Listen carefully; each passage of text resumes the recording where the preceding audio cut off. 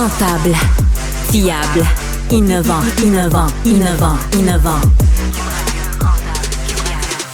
Ça risque de fluctuer. Mais soyez rassurés, vous serez en croissance sur le marché. Francis Gosselin. Dans vos poches. Bonjour et bienvenue dans vos poches. Francis Gosselin avec vous pour un nouvel épisode. Épisode 14 déjà, ça va vite. On se rapproche de la fin de l'année, mais peut-être que vous écoutez ça en janvier. Vous vous dites, waouh, le temps passe donc très vite.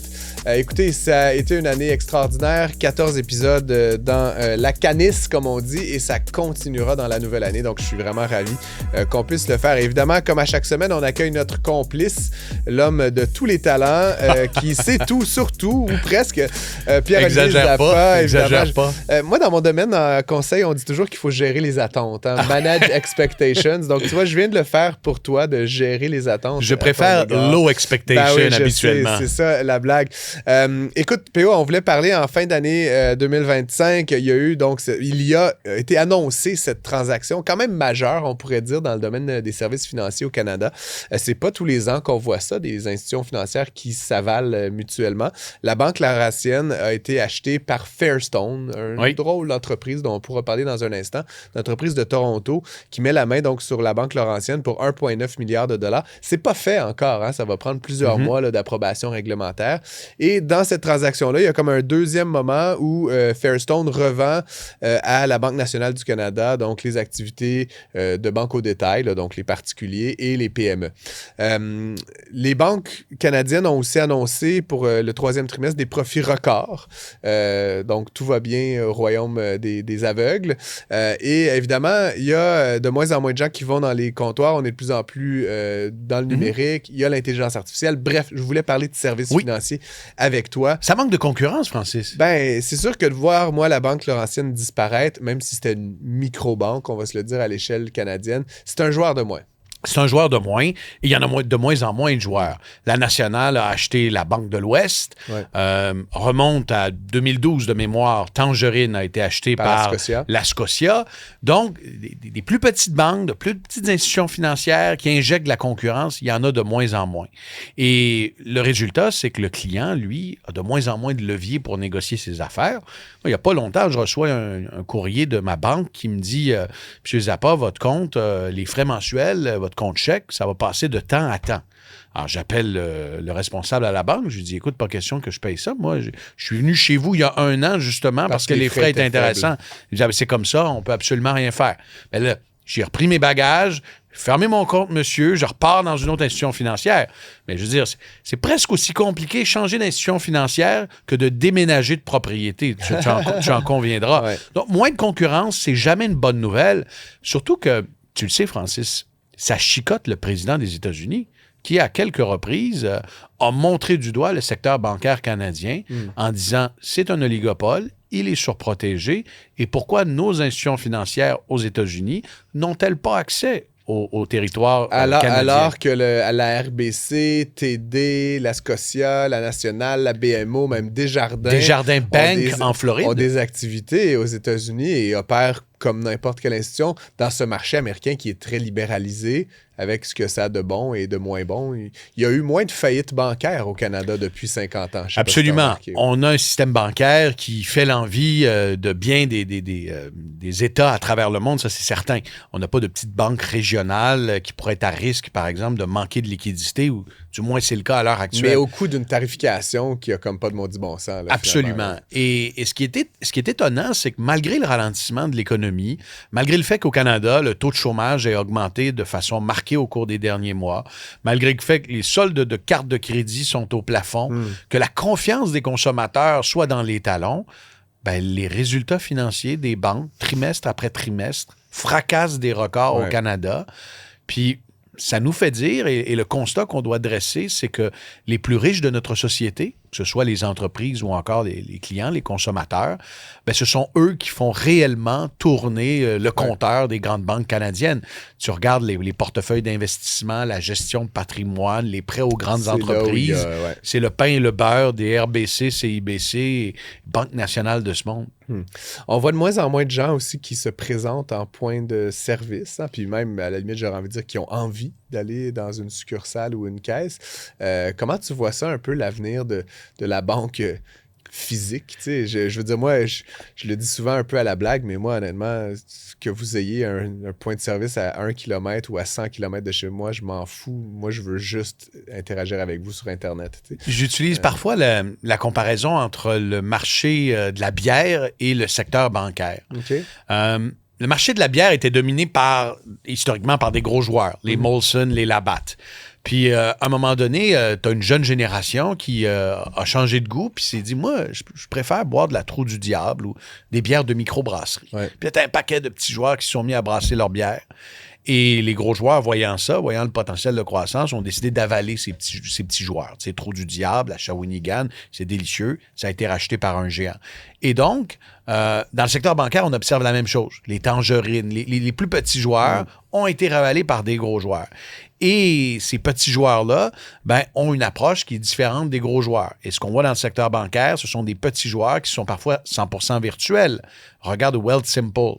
100% virtuel, tu transfères ton argent, il y a des robots même investisseurs. Ça marche bien, je vais dire. Je veux pas faire de pub à Wealthsimple, mais je l'ai essayé. J'ai plus de compte là-bas, mais c'est dans la même journée, on peut déjà commencer à faire des placements. Absolument. En CELI, en REER, tu sais, c'est vraiment... En REE, a priori. Donc, écoute, ces plateformes-là, c'est l'avenir, c'est certain. On peut acheter des cryptos. On peut acheter des cryptos également. On peut acheter des fonds négociés en bourse. Non, ce sont des plateformes qui ont le vent dans les voiles. Je suis allé récemment, pas très loin, dans une succursale bancaire de mon institution financière. Il n'y avait pas un chat français. Pas un chat. Je pensais que c'était fermé. J'ai ouvert la porte. Y a-t-il quelqu'un? Puis c'était pour faire un transfert. On va garder ça en vie combien de temps, cet immense réseau? Je pense que c'est une question de lieux vides. Je pense que c'est une question d'une décennie ou deux. Les technologies vont prendre plus de place. Mais c'est certain que pour avoir déjà été client d'une banque 100% virtuelle, j'ai dû à un moment donné demander un chèque certifié, faire un transfert quand même important. Puis j'ai appelé cette institution financière virtuelle, puis ils m'ont dit, on vous envoie ça par la poste. J'ai dit, pardon? Vous m'envoyez une telle somme d'argent par la poste? Oui, c'est la seule façon dont on dispose. Alors, tu vois, il y a encore des... Oui, mais qui sont des reliquats plus réglementaires, etc. Absolument. J'ai eu drôlement, moi aussi, ces derniers jours, à faire un virement d'une bonne somme, mais j'ai appelé mon institution financière, ils m'ont débloqué la dite somme, là, tu sais, et j'ai pu, clic, ajouter un fournisseur, puis... basta, là, envoyer quand même beaucoup d'argent à tel compte, là, en vérifiant bien que j'avais mis les bons petits numéros. Mais encore une fois, ce qui jadis m'aurait pris une traite, puis 1 heure de ma vie, puis un timbre, puis aujourd'hui, c'est possible numériquement. Le problème avec ça, un des problèmes de fond, c'est qu'en dématérialisant autant notre relation avec les institutions financières, on devient, à mon avis, plus vulnérable aux pièges, aux fraudes, aux arnaques. On le voit chaque semaine. J'en suis témoin. Les gens m'écrivent, m'arrêtent dans la rue. J'ai fait confiance à telle plateforme. J'ai fait confiance à... Il y a un problème de littératie financière et économique partout, notamment au Québec. Et si on est pour se dire, nos services bancaires vont être presque 100% numériques à l'avenir, ça doit venir avec un accompagnement. Ça doit venir avec une éducation financière beaucoup plus solide et ce, beaucoup plus tôt dans le cursus scolaire de nos jeunes parce qu'on arrive dans un environnement où tu n'auras pas un conseiller à la caisse. Moi, je me souviens, ma première relation avec l'argent, c'était l'enveloppe brune qu'on avait à l'école primaire. Je ne sais pas si tu avais ça. Moi, je versais 2 $ dans mon enveloppe brune, elle partait à la caisse, puis je recevais mon livret qui avait été avec l'impression, mise à jour, puis là, j'avais 17 $ dans mon compte.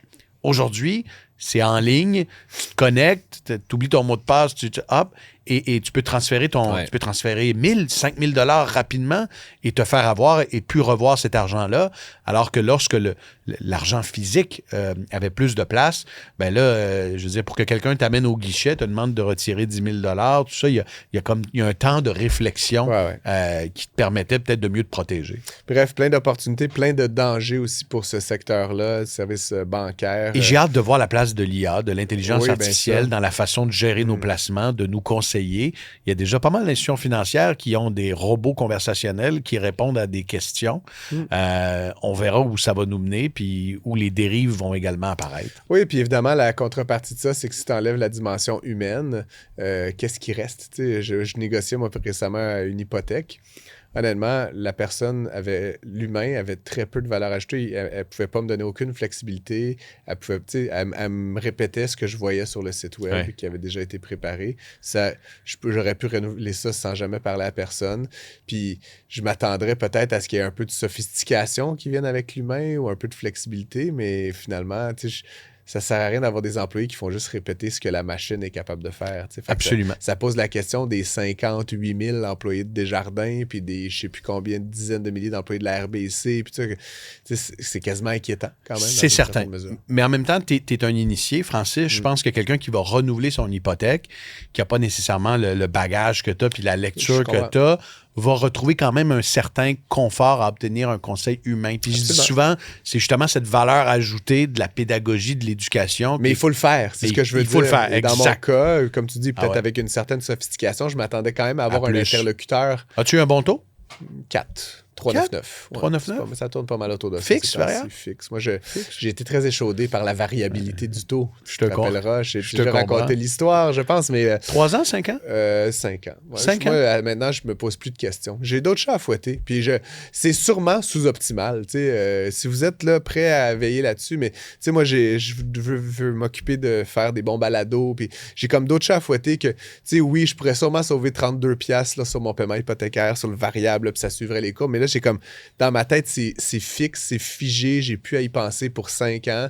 Il y a quand même un coût de transaction à renouveler l'hypothèque. Tu y penses, puis je fais quoi, puis c'est quoi mon horizon. J'avais comme envie d'enlever ça de ma to-do list, puis c'est fait. Je connais une des personnes les plus chanceuses au Québec. Elle a contracté une hypothèque pendant la pandémie à 1,9% fixe 10 ans. Ah, 10 ans, oui. Ben, tu diras que je l'emmerde à cette personne-là. Si je la recroise, assurément. C'est bon, merci beaucoup, Pierre-Olivier Zappa. On se retrouve la semaine prochaine. Ah, l'argent, ça vous angoisse? Affrontez vos peurs avec le balado Dans vos poches. Francis Gosselin brasse les idées et encaisse les faits.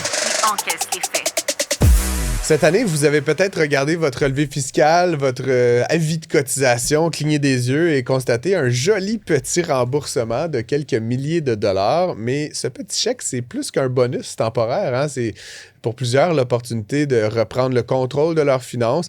Ghislaine Larochelle, tu as écrit là-dessus dette, hypothèque, épargne, le retour d'impôt. Qu'est-ce qu'on fait avec ça au lieu de se lâcher lousse, d'aller acheter des vêtements, des running shoes puis une nouvelle console? Tu recommandes de considérer le remboursement d'impôt comme une opportunité financière. J'aime bien cette idée-là. Et non comme un extra à dépenser sur un coup de tête. Qu'est-ce qui t'a donné un peu l'idée là, de te lancer à l'assaut des remboursements d'impôt, Ghislaine? Bien, on sait qu'il y a 43% des gens qui n'ont pas 1000 pièces de côté. Présentement, là, c'est beaucoup, là. Fait qu'il arrive un imprévu, il arrive n'importe quoi, puis on est dans quand j'ai écrit l'article, on était dans la période de remboursement d'impôts, et je me suis dit, qu'est-ce qu'on fait avec cet argent-là? Et c'est pour ça que j'ai voulu guider les gens qui lisent mes articles par rapport à ça. Très intéressant.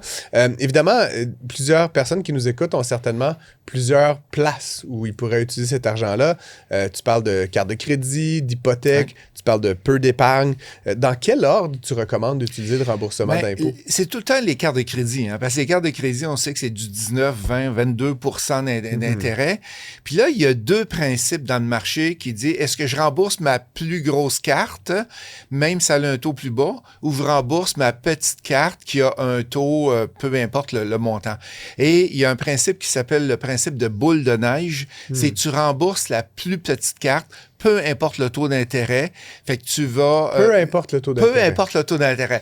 Et je vais t'expliquer l'autre technique. Ouais, OK? Parce que moi, j'aurais tendance, tu sais, comme économiste, là, tu vas me donner peut-être le truc, mais à vraiment viser celle qui a le plus gros taux. Puis là, parce que justement, c'est elle qui a tendance à faire l'effet boule de neige. Je te challenge là-dessus. Ouais, mais vas-y. Fait que on appelle ça l'effet boule de neige.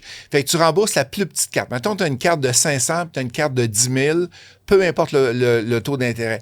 Le but, c'est d'aller rembourser une carte pour être fier après ça, avoir le côté émotionnel, puis dire « Enfin, j'ai réussi à rembourser une carte », que la 10 000, là, ça va peut-être prendre 12 mois, 18 mois à rembourser. Toi, tu utilises l'effet avalanche qu'on appelle ça. OK? Ouais, c'est ça. Tu utilises, OK, on va aller vers le plus gros montant, le plus gros taux d'intérêt. Là, et on va aller rembourser ce montant-là. Ça, c'est bon pour, je dirais, les gens qui sont très cartésiens, qu'ils vont se mettre un plan de match, puis ils vont respecter le plan de match, puis peu importe qu'est-ce qui arrive. Mais souvent, qu'est-ce que je vois dans le marché, c'est d'aller rembourser le plus petit montant. Tu proposes aussi, parce que, mettons, il y a ceux qui ont des dettes, surtout sur carte de crédit, ça, on s'entend que c'est à privilégier là, comme première source, mais tu dis, notamment, si vous n'avez pas ce type de dette, souvent les gens ont surtout une hypothèque. Hein, c'est la dette que beaucoup de Québécois ont. Ben là, de différentes tactiques, versement accéléré aux 2 semaines, paiement forfaitaire annuel. Peux-tu expliquer en quoi ça fait une différence marquée là, sur le total de l'hypothèque finalement? Bien, quand tu rembourses, parce que tu as le droit entre 10 à 20 de rembourser ton hypothèque du capital. Fait que par exemple, tu as une hypothèque de 100 000, tu décides de rembourser 10 000 avec c'est un gros remboursement d'impôts. Là. Mettons, on va prendre des chiffres faciles, OK? Fait que tu rembourses 10 000, fait que ton hypothèque, ton intérêt va être sur 90 000. Donc, ça fait une grosse différence et tu as moins d'intérêt à payer et tu vas payer ton hypothèque beaucoup plus rapidement. Ça, c'est le premier cas. Les banques offrent souvent la possibilité de faire un paiement ou en fait une certaine... Ça peut être plusieurs paiements, là, mais comme... tu as droit, mettons, à 10 de ton solde là, ou de ton hypothèque initiale à chaque année, plus tu peux rajouter sur ton paiement mensuel. Exact. Y a-tu une de ces deux options-là qui est à privilégier? Mettons qu'on a de l'argent en main, là, c'est un retour d'impôt. Moi, je dis tout le temps, si tu as de l'argent en main puis l'argent te brûle dans les mains, tu n'es pas capable de rien faire avec. Mets-le sur l'hypothèque. Mets-le tout de suite sur l'hypothèque. Attends pas parce qu'après ça, il ne restera plus d'argent. Et si pour X, Y raison, on reçoit un gros montant, puis que, mettons, prends ton exemple, on reçoit 12 000 de retour d'impôt, c'est pas un scénario, mais tu mets 10 000 tout de suite, puis l'autre 2 000, tu pourrais le mettre sur des paiements mensuels. Si ton hypothèque te permet de le faire. Je comprends. Mais on privilégie donc plus le remboursement le plus rapidement possible. Parce que qu'est-ce qui arrive, c'est que, mettons, tu as ton 12 000, tu mets 1 000 de plus par mois, ben avant d'avoir ton 88 000, si on garde mon exemple de tantôt, ben tu vas avoir de l'intérêt que tu vas avoir payé durant toute l'année. Fait que le montant forfaitaire, quand tu es capable de le faire tout d'un coup, c'est là que c'est le mieux. Je disais souvent quand j'étais plus jeune, puis bon, je me suis un peu calmé, mais tu sais, pour expliquer à des amis qui avaient peut-être moins de connaissances financières, je disais souvent à la blague, t'es mieux d'avoir 1 million dans ton compte puis 1 million de dollars de dette que rien pantoute. Tu sais, puis bon, mais je t'emmène à une question parce que ultimement, souvent les gens ont des dettes de différentes natures, puis là, on parle de recevoir une somme d'argent surprenante, puis là, la question, c'est est-ce que je rembourse mes dettes, ce qui est évidemment une bonne idée, ou est-ce que je me constitue une épargne? C'est-à-dire, est-ce que je mets de l'argent de côté? Très bonne question. Comment tu équilibres un peu le plus versus le moins? Là, mettons, c'est constituer un fonds d'urgence versus diminuer ses paiements mensuels. Comment tu vois la répartition? Les fonds d'urgence, c'est tout le temps de 3 à 6 mois que tu dois avoir. Et de sa vie. De sa vie. Mettons, tu as une dépense de 5 000 par mois. OK? Tu dépenses 5 000 par mois. Pour te nourrir, te loger, ton auto. Exactement. Là, donc, tu as besoin de 15 000 minimum. Dans un fonds d'urgence. En cas que l'auto brise, qu'il arrive un problème, etc. Est-ce que tu as un fonds d'urgence de 3 mois, Emmanuel? C'est un peu indiscret comme question. Mais... Oui, mais en fait, il est fluctuant. Il est immobilisé peut-être. Il est immobilisé dans un compte épargne en attendant de... Voilà. Fait que juste pour revenir à la question, si tu as de l'espace sur tes cartes de crédit, moi, je recommande d'aller se faire un fonds d'urgence en cas des fois qu'il arrive de quoi. Mais si tu es à côté ces cartes de crédit, tu n'as plus aucun moyen d'aller réemprunter, ben rembourse la carte le plus rapidement possible. Pardon, excuse-moi. Il y a quelque chose qui est intéressant dans ce que tu as... Enfin, toute ton intervention est intéressante, mais au début, quand tu parlais de la façon dont on rembourse les cartes de crédit, l'effet boule de neige ou avalanche, c'est ça, la boule de neige, en fait, ça repose vraiment sur la psychologie. Et il y a énormément de psychologie dans la question des finances personnelles parce que même des fois, on ne prendra pas la décision la plus logique, c'est elle qui fait le plus de sens. On a des blocages. Moi, dans mon cas personnel, j'ai mis beaucoup de temps avant d'embarquer dans le train des cartes à points, des cartes avec des récompenses. C'est intéressant. Parce que pour moi, se servir d'une carte de crédit, tu sais, oh mon Dieu. Donc, je vois mon solde qui monte et puis moi, à chaque fois que je vais à l'épicerie et que je vois quelqu'un payer avec sa carte Interac, ça me fâche. Oui, c'est ça. Maintenant, si vous voulez, je vais payer puis vous avez l'argent dans votre compte. Je vais payer votre épicerie, faites-moi le virement tout de suite. Pourquoi vous prenez pas les points? Mais je pense parce que souvent, les gens ont peur. C'est le côté psychologique. On voit le solde qui augmente et puis on a peur de ne pas être capable de le rembourser. C'est une dette quand t'arrives à la fin, même si tu as l'argent dans le compte. Exactement. Donc, il y a tout le côté psychologique qui est vraiment important en finance. Pour quelqu'un qui veut plus qu'un reset financier ponctuel, là, comment est-ce qu'on peut utiliser le remboursement d'impôts pour faire peut-être un levier? Y a-t-il des techniques là, pour finir de payer ses dettes, investir, stabiliser ses finances? Comment tu vois... mais ça dépend tout le temps comme qu'est-ce que tu as comme situation financière. Mettons que tu n'as pas de carte de crédit, tout va bien, il te reste une hypothèque, ben là, tu vas aller, bien sûr, le mettre... Puis tu as déjà un coussin. Oui, exactement. Tu vas aller le mettre sur ton hypothèque, mais ça peut être aussi l'utiliser pour investir en autre chose, l'investir dans des actions, l'investir peut-être en immobilier quand tu as un peu d'argent accumulé. Parce que le but, c'est d'avoir le moins de dettes possible. Et là, je parle pas des dettes de l'hypothèque. OK? Je parle des dettes de consommation. Dettes courantes, Parce que quand tu as réussi à régler ces dettes de consommation-là, mais semble que tu te sens mieux. Tu as moins de défis personnels. Ben, tu sembles avoir moins de défis personnels juste avec ça. C'est encore la psychologie qu'on parle. Encore la psychologie. Très intéressant, en tout cas. Donc, si je résume là, ce que j'en retiens, si on reçoit une somme d'argent puis qu'on est dans une situation financière, j'ai envie de dire un peu typique, d'abord, rembourser les dettes, carte de crédit, tout ça. Deuxième priorité, une fois que vos dettes sont réglées, constituer un coussin de sécurité. Puis troisième chose, l'hypothèque, si vous en avez une. Puis privilégier le paiement le plus rapide possible. Puis ensuite, des doubles paiements, comme on les appelle. Puis pas aller chercher un autre prêt. Pas aller chercher une autre dépense, un autre prêt, un skidoo, une moto, etc. De grâce, ne faites pas ça. Sauf peut-être mettre une mise de fonds sur une nouvelle propriété ça, c'est parfait, qui va générer des revenus, n'est-ce pas? Mais là, je devance peut-être une prochaine chronique. Ghislain, merci beaucoup. Je me tourne tout de suite vers Emmanuel Grill. Emmanuel, on parle de dette là, pendant l'épisode d'aujourd'hui. D'ailleurs, on accueille Carole Goyette là, un peu plus tard à l'émission. Tu as écrit ce texte basé... J'aime ça, des textes, c'est souvent basé sur des histoires vraies. Un jeune qui travaille jour et nuit et qui, malgré tout, là, a 32 000 $ de dette. À 26 ans, malgré 2 emplois, semble impossible de sortir du gouffre. On va examiner un petit peu justement là, ce que vivent des jeunes Québécois quand travailler suffit plus, finalement. Bon, dans l'histoire que tu relates, là, c'est un Damien, son vrai nom, ou pas. Non fictif. Cumule 2 emplois, 32 000 $. Peux-tu décrire comment on en arrive là, même avec un revenu de 2 salaires? En fait, justement, par le biais de cet exemple-là, je voulais parler de ce qu'on appelle la spirale de l'endettement. Donc, ce qui est arrivé à Damien, c'est un cas classique d'une personne qui s'est retrouvée coincée dans la spirale de l'endettement. Le problème, c'est que souvent, ça prend du temps avant de s'en apercevoir. Et c'est exactement ce qui lui est arrivé. Cette personne-là avait une carte de crédit. Il s'en est servi, sa limite de crédit a augmenté, puis pouf, à un moment donné, la carte était remplie. Entre-temps, puisque les institutions financières nous veulent du bien, on le sait, il a reçu des propositions pour avoir d'autres cartes de crédit. Donc, il a pris une deuxième carte. Il a commencé à jongler avec ses cartes. Il s'est servi de la seconde pour effectuer le paiement minimum. Voilà. Et ainsi de suite. À un moment donné, il a été pris à la gorge. Il est allé chercher des prêts rapides. Alors ça, en général, quand on est dans les prêts rapides, c'est la catastrophe avec des taux d'intérêt très, très élevés, des frais administratifs. Et puis là, rapidement, il n'a plus été capable de s'en sortir.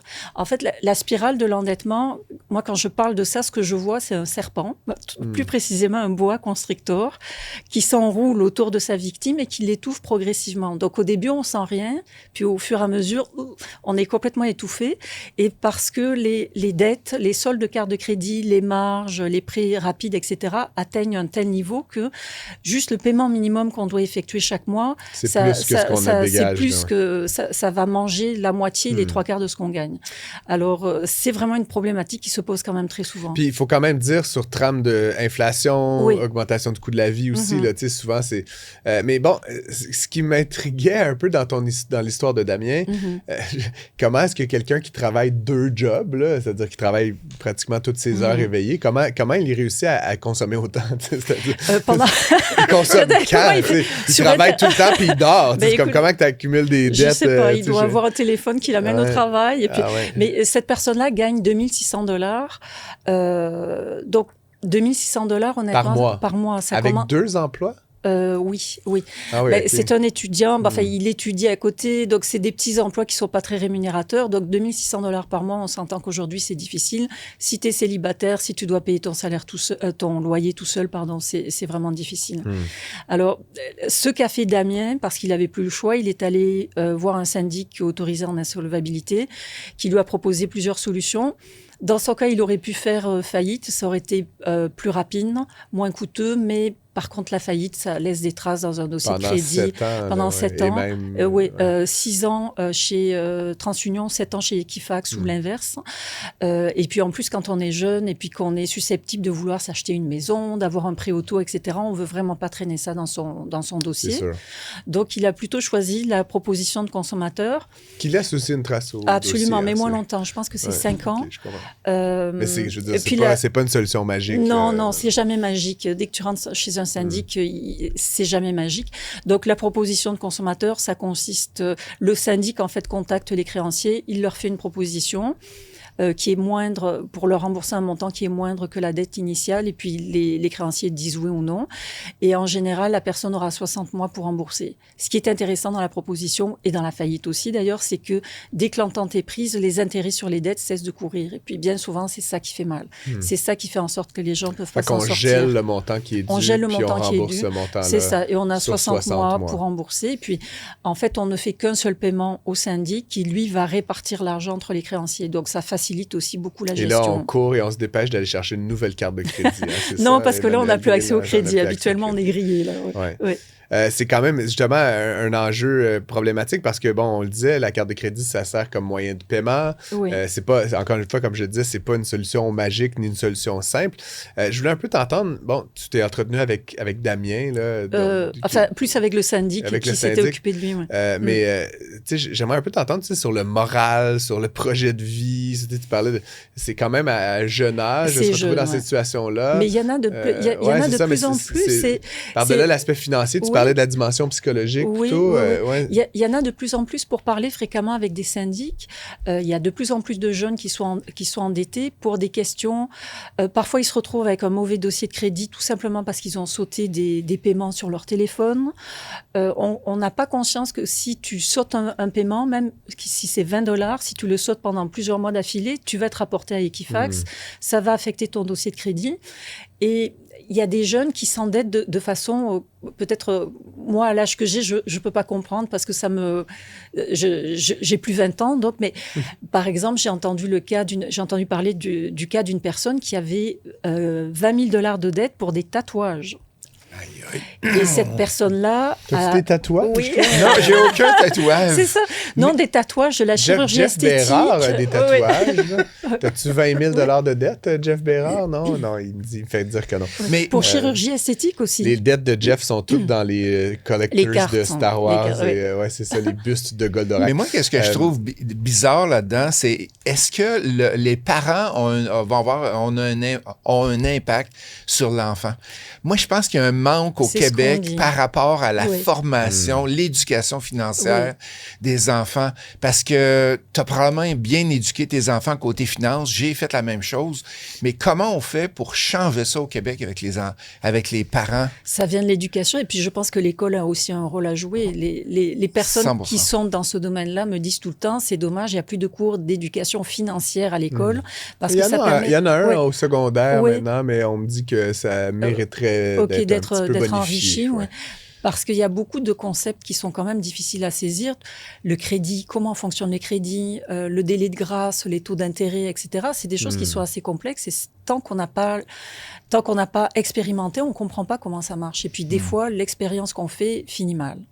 Très intéressant. Et évidemment, Emmanuel, avant de se rendre au syndic en insolvabilité, j'aurais envie de te demander, pour un jeune qui nous écoute, qui commence à se sentir étouffé financièrement, donc peut-être un an avant la rencontre avant fatidique, la chute finale, et qui veut éviter justement d'en arriver là. Tu sais, ça, c'est vraiment le dernier recours, mais idéalement, là, avant d'en arriver là, vous devriez avoir constater la problématique. Oui. C'est quoi les conseils pratiques que tu donnerais pour éviter la spirale du crédit ou des trucs qu'on peut faire qui n'impliquent pas le syndic, là, qui impliquent peut-être d'autres acteurs ou d'autres actions à poser? Une chose qu'on devrait faire régulièrement, en fait, si on utilise des outils de crédit, c'est de calculer son ratio d'endettement.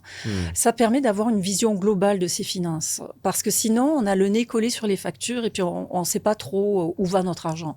Donc, en fait, première chose, faire un budget. Mais deuxième chose très importante, c'est le ratio d'endettement. Il y a plein d'outils sur Internet. Il suffit de taper dans Google ratio d'endettement qui nous permettent de le calculer. Ce que ça va faire, c'est qu'on va avoir un pourcentage de notre endettement par rapport à notre capacité de rembourser. À partir de 40%, ça va mal. Il faut vraiment... Le ratio d'endettement, là, ce que tu considères, là, juste pour être bien clair, c'est l'ensemble des paiements. Là. Donc, c'est pas le ratio de dette sur... c'est l'ensemble des paiements que tu dois effectuer. C'est ça, exact. Ouais. Donc, ta capacité de les rembourser chaque mois. Et puis, il y a un moment donné où on n'est plus capable. Donc, à partir de 40%, quand ton ratio est de 40% et plus, il faut vraiment... Puis là, je fais le pont parce qu'évidemment, en immobilier, on utilise l'amortissement brut, l'amortissement total de la dette, là, si ça vous intéresse. Il y a des... C'est vrai en immobilier, mais c'est vrai dans toutes circonstances. Il y a des calculateurs sur le web. Tapez ça ABD, ATD, amortissement brut de la dette, amortissement total de la dette. Ça vous donne justement ces ratios-là. Puis si vous voyez que vous êtes à 40 et plus %, il y a de matière à s'inquiéter, là, certainement. Tu parlais d'aide avant d'aller chez le syndic.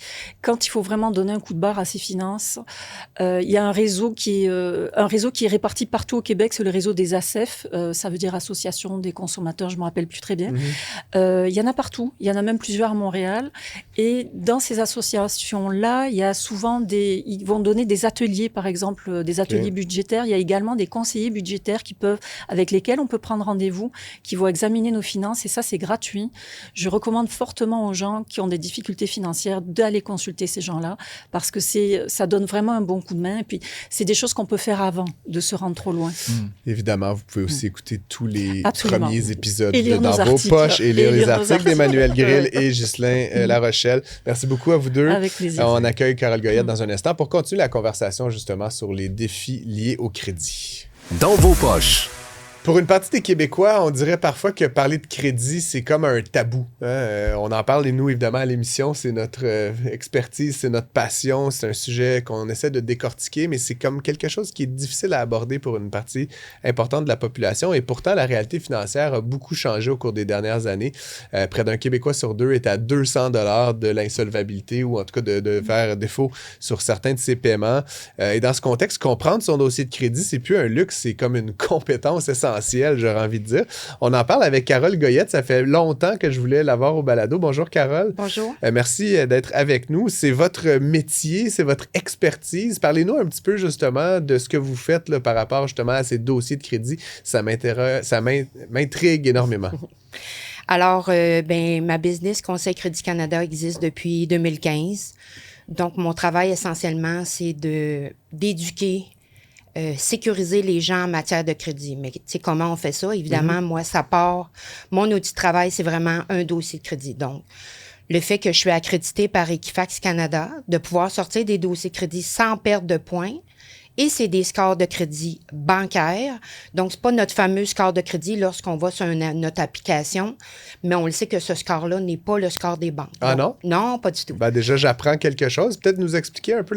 Moi, Desjardins, en l'occurrence, ils me permettent là, en un clic d'aller TransUnion, Equifax. Ouais. J'ai 843. Là. Je pense que j'ai pas besoin de vos services, Carole, tout de suite. Là, mais vous dites que c'est pas le vrai score, ultimement, là, qu'on nous montre, peut-être. Exactement. Ça, c'est un score de crédit qu'on appelle consommateur. C'est juste pour nous, pour savoir si on se situe dans les mauvais ou les excellents, exactement.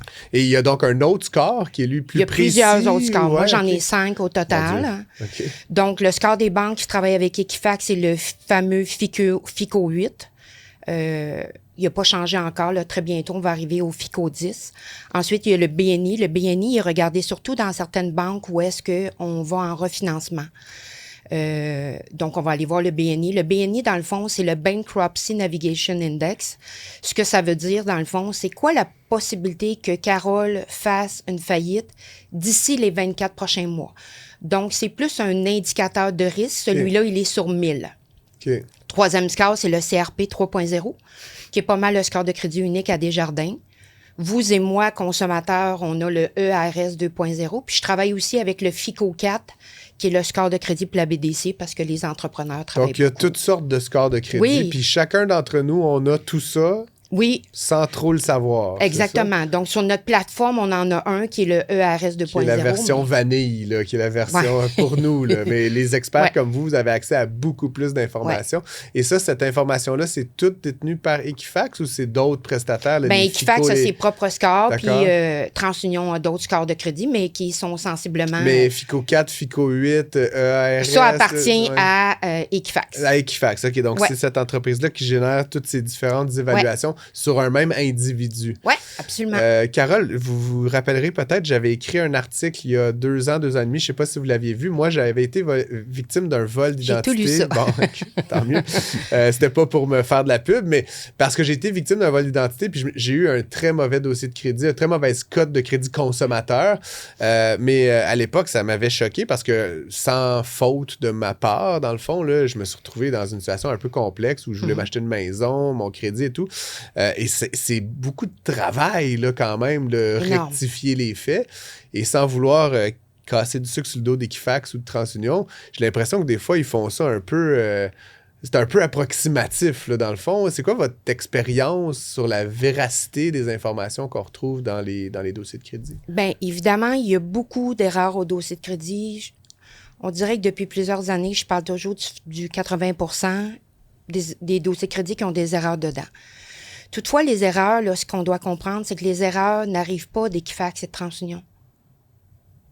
C'est ça, la vraie vérité. L'information, elle arrive de où? Elle arrive des créanciers en premier. Ou si tu es allé chercher ta carte de crédit, ou tu es allé chercher ton prêt voiture, ou ce qu'il y a un prêt voiture qui a été mis à ton dossier crédit. Mais Equifax, là, il faut voir ça comme 2 grosses machines à data. Ils reçoivent l'information de banquiers, de où est-ce qu'on est allé chercher. Donc, ils reçoivent, et c'est là qui est la mauvaise information. Eux autres, ils se disent pas, bon, ben là, à matin, on va aller mettre une mauvaise cote à Carole. Ben non, ou ils vont aller mettre... Fait que... Puis ça arrive parfois aussi qu'on se ramasse avec de l'information dans notre dossier crédit qui n'est pas à nous. Mais souvent, tu sais, c'est sûr qu'une Marie-Ève Tremblay, il y en a beaucoup de Marie-Ève Tremblay au Québec. Elle n'a pas donné son numéro d'assurance sociale ou elle a donné une date de naissance. Bien, évidemment, plus on donne de l'information, plus l'entonnoir est plus... exactement, c'est en plein ça. Oui, et puis des fois, vous parliez des créanciers. Ben, l'information vient des créanciers. Des fois, les créanciers oublient tout simplement de radier des créances. Oui. Je sais que ça m'est arrivé, par exemple, j'avais fini de payer ma voiture et la créance n'avait pas été radiée. Et donc, je m'en suis aperçue par la suite, d'où le conseil qu'on donne généralement aux gens de vérifier leur dossier de crédit au moins une fois par an pour voir s'il n'y a pas d'erreurs qui s'y sont glissées. Absolument. Puis une des erreurs flagrantes, on le voit avec les voitures, mais on le voit aussi avec certaines marges de crédit. Donc, au début, on t'octroyait un 5 000 et dans le temps, on change ta carte de crédit. Tu décides que tu veux plus avoir telle carte de crédit ou telle marge de crédit. Surtout avec les cartes, on a des points et tout, puis là, on change et tout ça. Mais la fameuse carte de crédit qu'on avait au tout début, ou la marge de crédit, puis on est rendu, mettons, à un 10 000 ou à un 15 000 qu'on nous a octroyé, bien souvent, la première marge ou carte de crédit que nous avions n'a pas été compte acquitté, puis il y en a une nouvelle qui apparaît. C'est ça. Donc, ça s'accumule dans le dossier, et puis on se retrouve avec des surprises, parce que, comme vous disiez, il y a des erreurs qui se glissent. Oui, exactement. Ça, c'est flagrant, ces erreurs-là. C'est quand même intéressant. Et donc là, vous offrez un service d'accompagnement. Donc moi, ça a été réglé, mon histoire, là, rapidement, là, mais...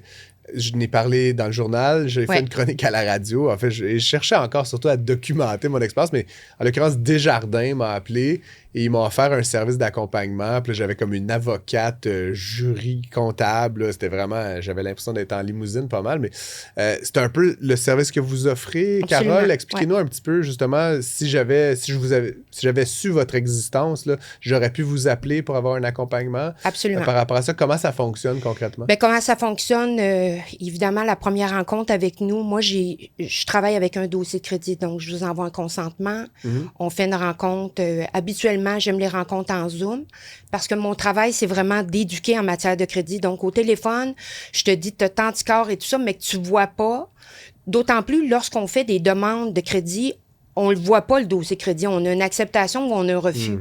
Mais moi, je fais de l'éducation. Donc, en Zoom, je partage mon écran. On va aller voir ce qu'il y a au dossier crédit. On va aller voir si tout ce qu'il y a au dossier crédit, c'est la vérité. Hein, c'est surtout ça qui est important. Puis par la suite, en fonction des gens qui m'appellent, c'est une maison, un refinancement, un véhicule, ou peu importe ce qu'ils souhaitent avoir. Qui est désemparé. Qui est désemparé, il y a de l'information. Tu sais, comme actuellement, j'ai 2 jumelles. Bon, on va changer les noms pour aujourd'hui, là, mais tu sais, maman a décidé qu'elle appelait sa fille, on va dire Marie-Christine et Marie-Christina. Il y a une lettre à la fin. Ils ont le même nom, ils ont la même date de naissance, mais les dossiers de crédit se sont mixés ensemble. Donc, ça m'a pris environ 6 mois auprès d'Equifax d'aller corriger. Donc, Marie-Christine, elle a son dossier, Marie-Christina a son dossier. Mais auprès de TransUnion, c'est un autre game actuellement. Donc, ça fait plusieurs mois et plusieurs mois. Donc, on a presque terminé. Il reste un compte à changer de CIBC à un autre, puis on va être correct. Donc, ça, c'est des cas de fraude, des cas d'information qui est à ton dossier de crédit qui est pas là. Puis, ne serait-ce que de vouloir avoir le projet d'aller s'acheter une propriété ou de faire de l'immobilier, ben c'est d'aller voir ton dossier de crédit pour s'assurer que ça va suivre la route. Et donc, les entreprises comme Equifax, comme TransUnion, est-ce qu'ils voient ça d'un bon œil, des gens comme vous qui viennent se Moi, je suis la seule au Canada. OK. On va faire attention dans la seule. Ouais. Moi, je fais de l'éducation. Je fais pas de financement. Je fais pas de trucs comme ça. Donc, les gens à la qui fin, viennent... vous essayez pas de vendre une hypothèque ou un crédit quelconque? À moins que quelqu'un me demanderait, écoute, Carole, garde mon dossier crédit super beau, parfait, il est prêt pour aller faire son refinancement ou aller faire un achat, ben je peux y suggérer des courtiers avec lesquels je travaille et tout. Mais je fais pas d'hypothèque. J'ai suivi toutefois mon cours de courtier hypothécaire, mais compte tenu que je travaille avec 300 courtiers au Québec, si j'allais chercher ma licence, c'est un marché Vous seriez une concurrente. Oui, exactement. C'est pas mon but, moi, c'est vraiment d'éduquer en matière de crédit, comprendre comment ça marche, cette bébête-là. Puis il faut vous payer, j'imagine, pour ce service-là. La rencontre. Oui, bien, c'est pas les dossiers de crédit. Je sais pas si c'est confidentiel, non, pas du tout. Mais la business. Ben, pour aujourd'hui, c'est ça. Le balado, c'est gratuit, je pense. On avait oui, il n'y a pas de souci. Mais je veux dire, dans le fond, pour aujourd'hui, mes honoraires sont... Pour moi, je trouve que c'est pas élevé, mais c'est pas élevé, mais c'est relatif parce que quelqu'un qui est en train de perdre une propriété, c'est une chose, mais quelqu'un qui souhaite optimiser son dossier crédit, ben, on le sait qu'avec une bonne cote de crédit, on se ramasse avec des bons taux, des bonnes conditions de financement. Vous prêchez un convaincu, mais juste pour que je comprenne. Oui, 268 plus taxes. Puis ça, vous promettez quoi, de régler le dossier? Non, premièrement, je promets jamais rien. Je regarde le dossier crédit. Puis par la suite, je vais être en mesure de donner un plan de match. D'accord. Donc, il n'y a pas personne qui fait une rencontre avec moi puis qui part bredouille, là. Il y a un plan de match qui est fait. Si je dois mettre en contact avec des gens, ne serait-ce que quelqu'un qui vient me voir, il y a une super bonne cote de crédit, mais il y a une entreprise puis il utilise son crédit personnel pour faire de la business. Ben, je vais le mettre en contact avec un banquier. Là, il n'a jamais fait ça, lui. Non. Hey, j'achète plusieurs immeubles, comme tu sais, et je me retrouve souvent dans des logements que la personne est partie, et qu'est-ce qu'on voit? Des avis de recouvrement qu'on voit dans boîte à mal. Pourquoi? Parce que les gens font pas leur changement d'adresse. La carte de crédit, le téléphone, peu importe quoi. C'est hyper important de faire votre changement d'adresse et vous pouvez aller voir même le bureau de poste et de prendre un 6 mois ou un an qui va tout vous transférer ça à votre nouvelle adresse. Hey, c'est pas drôle. Perdre ta cote de crédit à cause que tu as oublié ton changement d'adresse chez toi. Absolument. Puis ça arrive si souvent? Régulièrement, je te dirais... Surtout lorsque des changements, bon, évidemment, il y a beaucoup de gens qui déménagent un peu à Noël, mais on va le voir beaucoup cet été, où est-ce que les gens, les changements d'adresse n'ont pas été faits. C'est aussi anodin qu'un énergie cardio à 48 $. T'as décidé de ne plus aller au gym, t'as déménagé, puis l'agence de collection va venir scraper temporairement ton dossier crédit. Tant et aussi longtemps que tu n'auras pas payé ta dette. C'est quand même assez fou. Et là, les gens qui vous appellent, ils pleurent, ils sont fâchés. C'est quoi un peu l'état psychologique? On parle souvent de psychologie liée aux finances. Est-ce qu'ils vous voient comme une espèce de messie là, qui vient tout arranger? Je blague, Carole, mais j'aimerais un peu vous entendre sur le consommateur ou l'individu là, qui se retrouve souvent avec des problématiques. C'est quoi un peu son état d'esprit? Puis comment est-ce qu'il vous approche? Puis comment est-ce que ça progresse avec vous? Je dirais 2025, c'est une année qui est difficile. Ah oui, hein? Ne serait-ce que dans les dernières semaines, derniers mois, j'ai énormément de dossiers qui ont été envoyés en insolvabilité. Puis là, vous allez me dire, OK, mais tu fais quoi? Évidemment, je suis en train de suivre mon cours de conseiller en insolvabilité parce que tout ce qui est proposition faillite vient impacter directement un dossier crédit.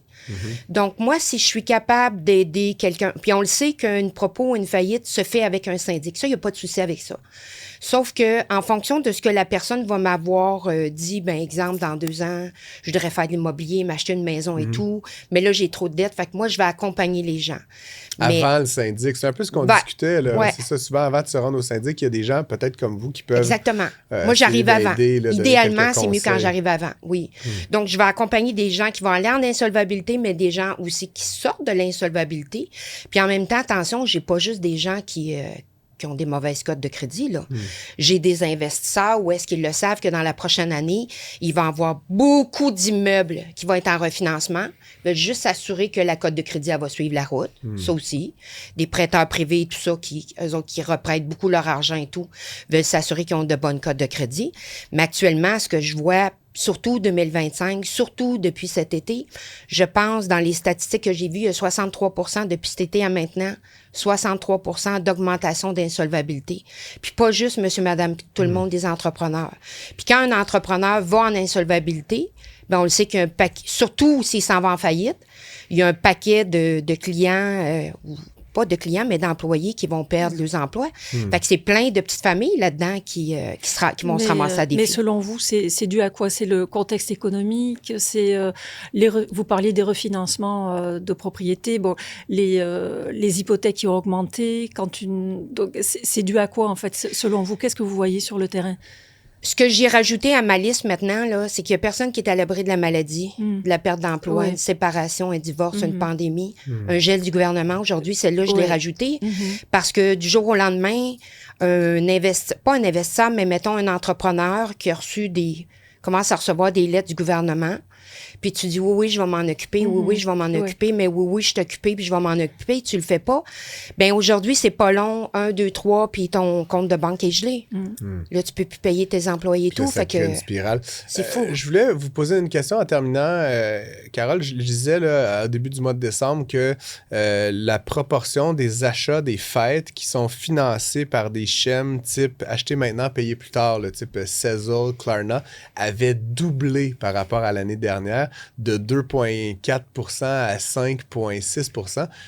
C'est inquiétant, ça, me semble? Pas ou mal. Je suis tout seul dans mon coin à penser que... Parce que ça, c'est des gens qui n'ont pas les moyens là, d'acheter des cadeaux de Noël ou des bricoles dans le temps des fêtes, puis qui pourtant passent à l'acte, puis là, ils vont se refaire des 3 mois, des 6 mois de paiement qu'ils vont peut-être pas être capables d'assumer. Hein? Ça, c'est une très mauvaise relation avec l'argent, là, mais la facilité du crédit, là, vous qui êtes conseil Crédit Canada, là, ça vous tente pas des fois de comme... j'en parle de plus en plus. Mettre tout ça dans le feu, là. Moi, je vis de la colère quasiment avec qu'on a rendu ça tellement facile aujourd'hui pour des gens qui pourtant, comme vous dites, ont peut-être une mauvaise relation avec l'argent puis qui ne devraient pas avoir accès à ce crédit-là. Mais je pense qu'il faut regarder de 2 côtés. D'un côté, il peut y avoir les délinquants, donc ceux qui veulent acheter, puis on ne payera pas, puis ça va se ramasser en recouvrement. Puis il y en a d'autres aussi où ils ont eu des défis. Tu sais, comme j'ai un dossier actuellement, pas plus tard qu'hier, elle est en arrêt de travail maintenant. Elle ne sait pas quand elle va retourner, mais sa compagnie d'assurance, elle l'a appelée. Puis c'est quelqu'un qui vivait presque de paye en paye. Donc, elle a appelé sa compagnie d'assurance pour savoir. Ils ont dit, écoute, ton dossier est à l'étude. On a demandé des documents à ton médecin. On attend que les documents reviennent. Mais elle, le 1er janvier, son loyer, il ne passe pas, là. Est-ce que c'est une délinquante? Pas du tout. Elle est en arrêt de travail actuellement. Je comprends. Donc, le temps que les compagnies d'assurance interviennent au dossier, le temps que le chômage intervient au dossier, ça prend du temps. Fait que si tu étais... sais, les gens, il y a 5 ans, là, qui étaient à du 1,74 lorsqu'ils sont allés faire leurs hypothèques, ils ont acheté en surenchère, puis sûrement, vous en avez déjà parlé. Puis aujourd'hui, ils sont à du quoi, 4,25, 4,50. Ils étaient déjà serrés avant. Ils ont acheté en surenchère aujourd'hui. Eux autres, ils vont pas bien. C'est-tu des délinquants? Pas pantoute. Non, c'est ça. Il y a toute une tranche de la population qui n'est pas nécessairement par sa propre faute. Est-ce que vous pensez qu'on devrait faire comme les Européens puis se limiter à la carte bleue, juste, tu sais, ce qu'il y a dans ton compte? Non? Non, pas nécessairement. Je pense une saine gestion, puis c'est de continuer à en parler, c'est de s'assurer d'avoir quelques mois d'avance s'il t'arrive des pépins et tout ça. Fait que je pense que c'est là qu'il faut aller dans la prévention, à mon avis. Je partage votre avis de la prévention. Le problème aussi, mais vous avez dit, on le voit souvent dans les cas, moi j'écris beaucoup, je travaille beaucoup avec des syndics qui me fournissent des cas très régulièrement. Et effectivement, les accidents de parcours, les maladies, les divorces, les pertes d'emploi, très très souvent, c'est ce qui ressort. Mais ce qu'il y a aussi, c'est que quand on n'a pas un bon dossier de crédit, on n'a pas accès à des outils de crédit, des instruments de crédit qui sont moins coûteux. Par exemple, une marge de crédit dont les taux d'intérêt sont beaucoup moins élevés que ceux des cartes de crédit. Ce qui fait qu'il y a comme une espèce d'effet boule de neige aussi. Comme on n'a pas un bon crédit, on va se servir des outils de crédit auxquels on a accès, c'est-à-dire les cartes de crédit avec des taux d'intérêt de 20%. Donc, en fait, plus on est endetté, plus on va s'endetter parce que les outils de crédit auxquels on a accès sont pas intéressants. Alors, c'est vraiment une spirale, encore une fois, la spirale de l'endettement dont on parlait. Oui, absolument. Très intéressant tout ça. Je regrette. Mon seul regret, c'est de ne pas avoir invité Carole Goyette plus tôt dans la saison, mais je vous remercie d'avoir été avec nous, Carole. Je rappelle que vous êtes présidente de Conseil Crédit Canada. On peut évidemment visiter votre site web ou vous appeler, puis évidemment avoir peut-être un petit coup de main si les choses sont plus difficiles ou juste comme j'aimais pour préparer des décisions ou des investissements à venir, de s'assurer que les choses soient en ordre avant de se lancer dans un investissement, un refinancement, un achat de propriété. Merci à toute la gang. C'est toujours un plaisir d'être avec vous à chaque semaine. On vous retrouve, chers auditeurs, la semaine prochaine pour de nouvelles aventures. Entre-temps, si vous voulez nous écrire, faire part de vos commentaires, de vos questions, de vos objections, qu'en sais-je, vous pouvez nous écrire. Écrivez-moi à moi, puis je vais dispatcher les blâmes et les compliments. francis.gosselin@quebecormedia.com. Sinon, je salue l'équipe de Cube en studio. Salut Phil, salut Jeff. Merci pour la prod, le montage, la location des installations. Si ça vous tente d'être partenaire de l'émission, si ça vous tente de lancer votre propre balado, écrivez-leur à pub@cube.ca. Sinon, ce balado est disponible en vidéo et en audio sur toutes les bonnes applications. Les pas bonnes, ils n'ont pas ce balado, que voulez-vous. Et ainsi que sur toutes les autres plateformes comme YouTube, évidemment sur le site cube.ca. Et dans vos poches est aussi diffusé à la radio et à la télé sur la chaîne Cube le samedi à 7h et le dimanche à 10h. Je vous dis à tout bientôt pour un prochain épisode.